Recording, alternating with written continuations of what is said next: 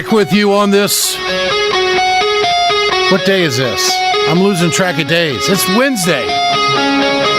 See, when you do the 4-day-a-week work week, you get screwed up like the French. You don't know what time of day it is.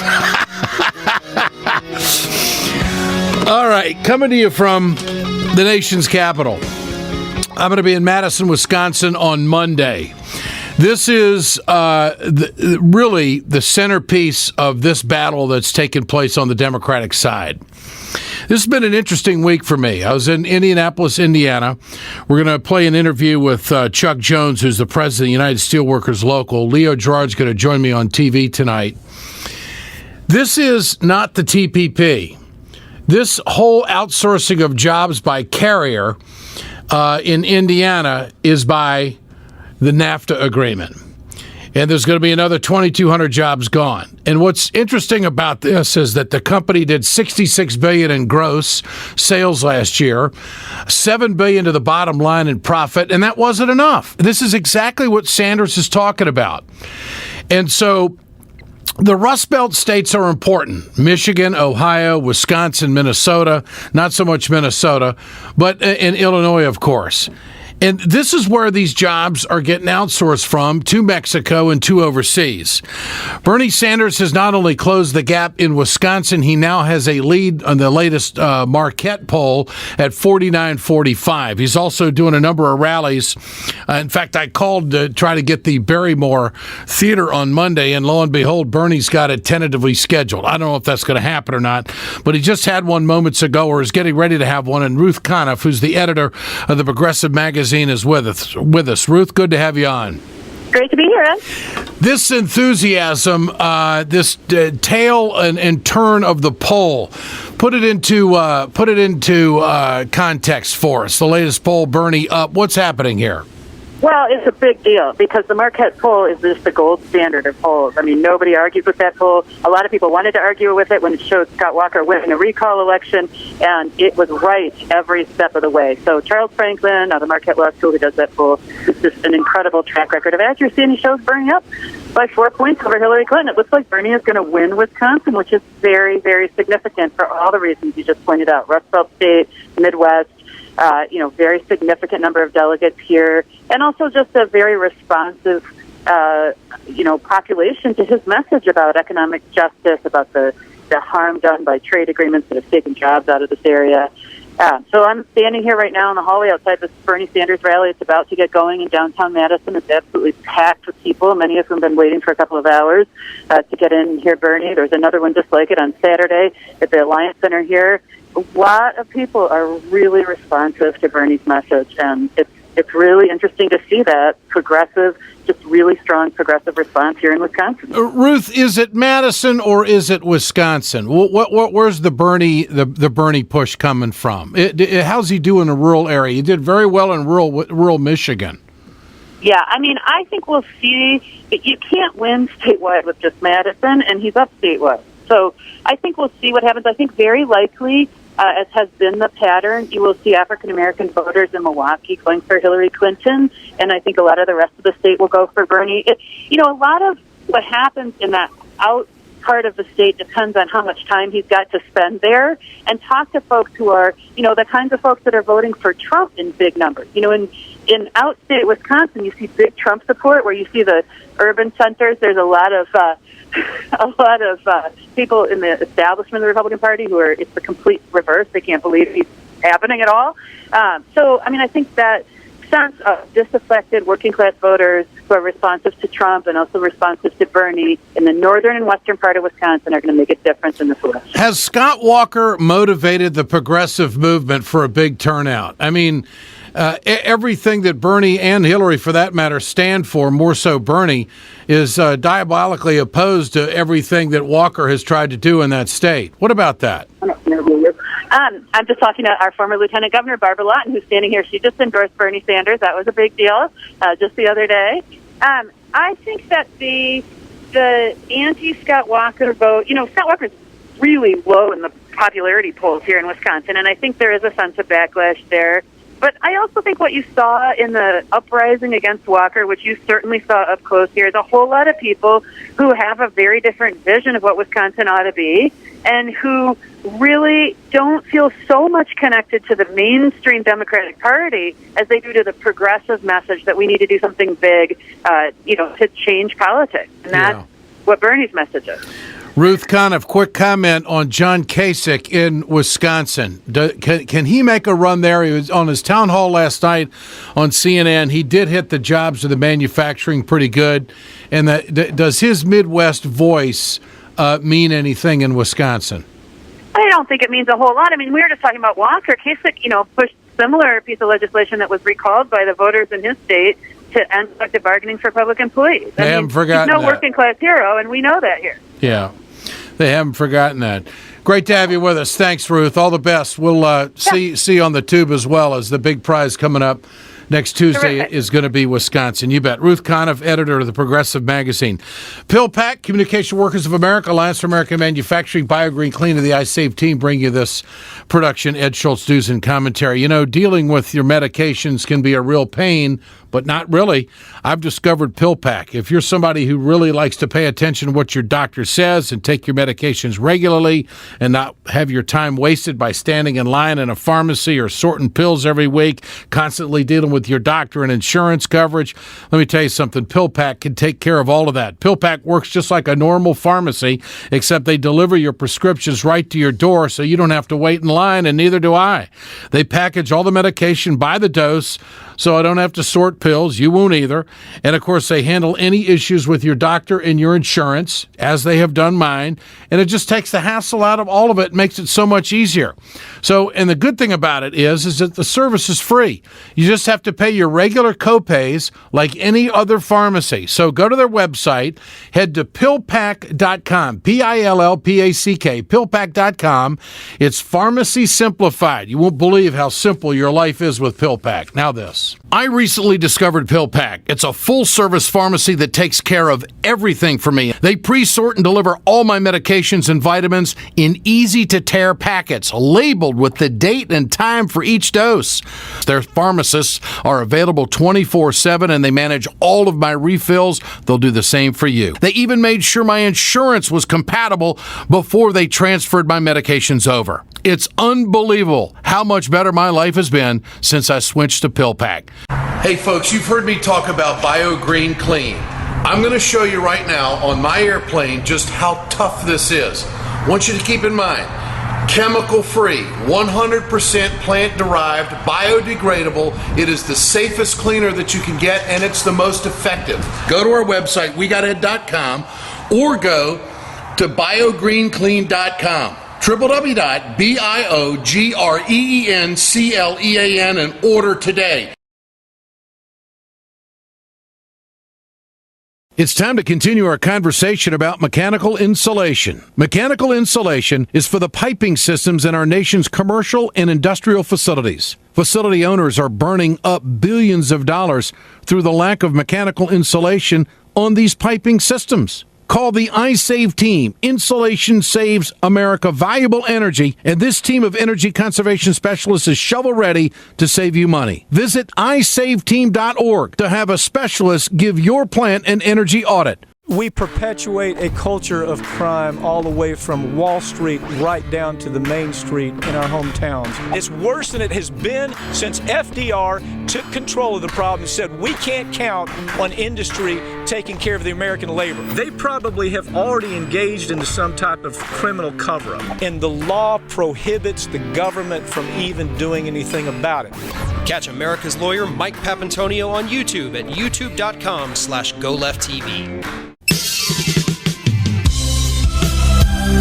Jobs and the economy continue to be the key issue in this political campaign season, I think both parties, but especially for the Democrats. Barack Obama ran on middle-class jobs, but the middle class has been hammered by these not only future trade deals, but these current trade deals that are in place. And when you sit down with these workers and you see what they've been through and you hear what is on the horizon for them, it is gut-wrenching to sit there and do this story. I mean, the rug's been taken out right from under them. I had a visit with Chuck Jones. He's the president of United Steelworkers Local 1999 in Indianapolis, Indiana, talking about the closing of the Carrier plant, which makes absolutely no sense. Chuck, what was it like when the workers got the word this was going to come down? Devastating. Like I said, since the 1950s, it's been here. Carriers encouraged family members to be employed there. So anytime they've had a hiring drive, a lot of family members. We got quite a few husband and wives and children and stuff. So it's just not on this move losing one income. In quite a few of them, it's at least two or more. Why is this happening? Why is the move?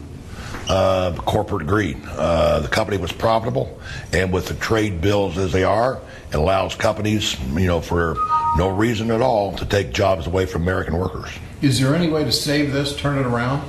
We're sure hoping. Everything is pretty much stacked up against us, but we're going to do everything we possibly can. We're meeting with the company tomorrow at 10 o'clock and going to throw out some ideas on trying to save the jobs. We're not overly optimistic we'll be successful, but where we feel like we got to do everything we possibly can. Are there quality issues? Are there profit issues? Why is this happening? No quality issues at all. They've got numerous awards for quality. In fact, I think they're one of the best quality manufacturer furnaces in the United States and Mexico. And profitability, there never has been an issue on that. Did you ever think this was going to happen? Never.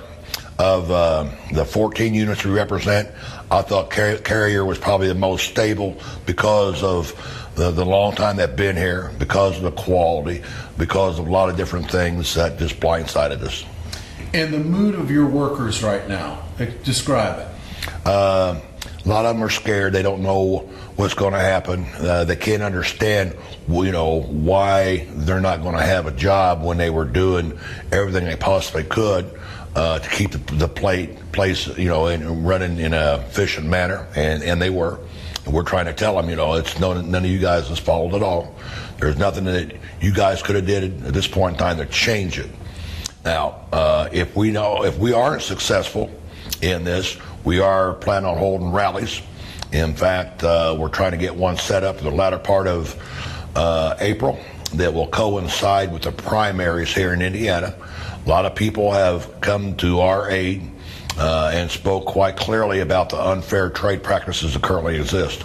And you think that's the root of all this? Most certainly, without a doubt.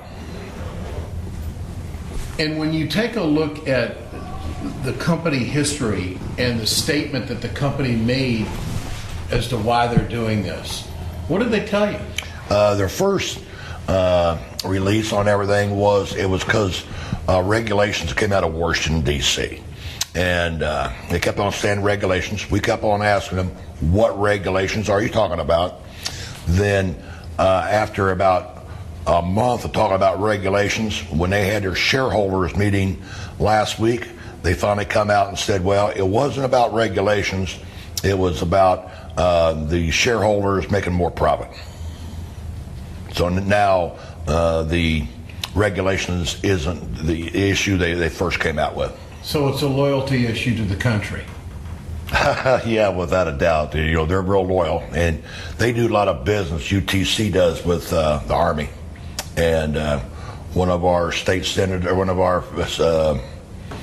senators, Joe Donnelly, has been working real hard on our behalf. And his strategy is if a company can't keep American jobs in the United States, why are we doing business militarily wise with the same company, which is UTC or corporation? So the government has contracts with UTC? A lot of them, yes. And what do? I don't know what the contracts consist of. Maybe Kelly or Derry can help me on that one, but they do have a lot of government contracts. So the reasoning is not clear. Here's the government doing business with the company that is sending jobs overseas. Is that what it is? That's correct. Yes. And how do you feel about that? I think the whole thing is wrong. First of all, there ought to be stricter trade laws in order to keep the jobs in the United States. If they had a reason to move, wouldn't like it. If their profit margin was down, we'd work it out. But due to what they're doing here to the American workers, now they're doing work with the military. It's wrong all the way around. Not all of us are smart enough or had money enough when we got out of high school to go to college. A lot of these people expected to retire from this facility, and like I said earlier, due to no fault of their own, that's been taken away from them. What about the wages? Are the wages too high? No, the average wages over there is about $23 an hour, which is an equitable wage. 5 years ago, we went into bargaining.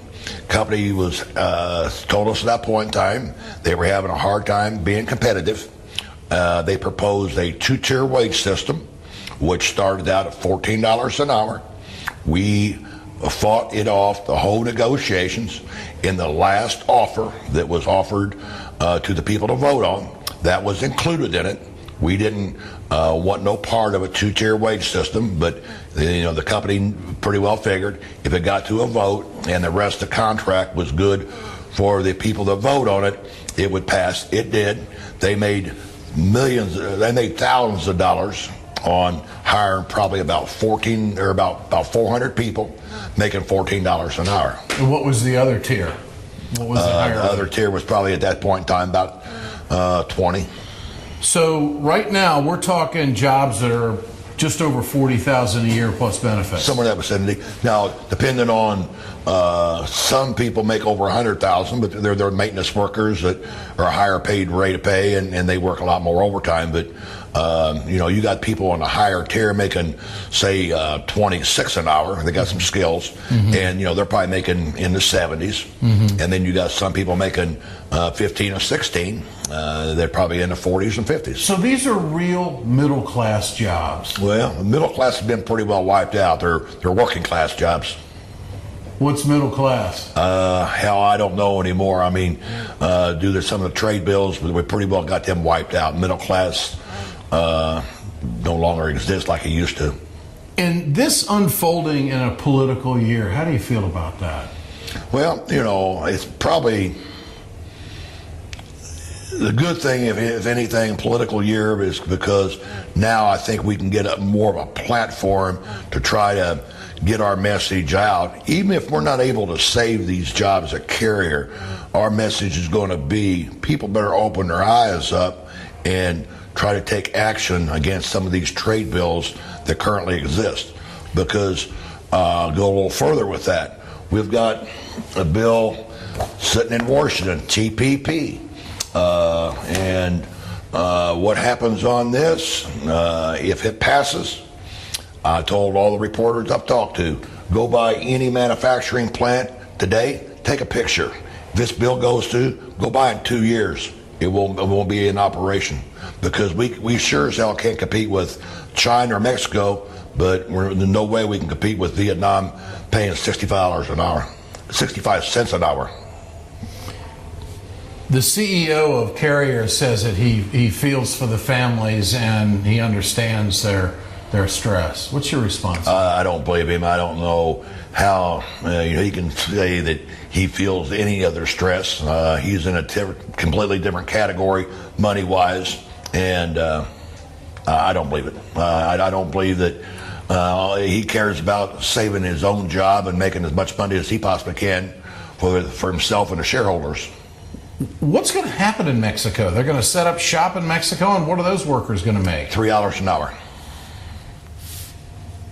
The total benefit package, from what we're told, is $6 an hour, including benefits, which I don't know what the benefits include in Mexico. So the race to the bottom continues in Indiana. Race to the bottom. And when we amalgamated in 1998, they put 34 different locals together under Local 1999.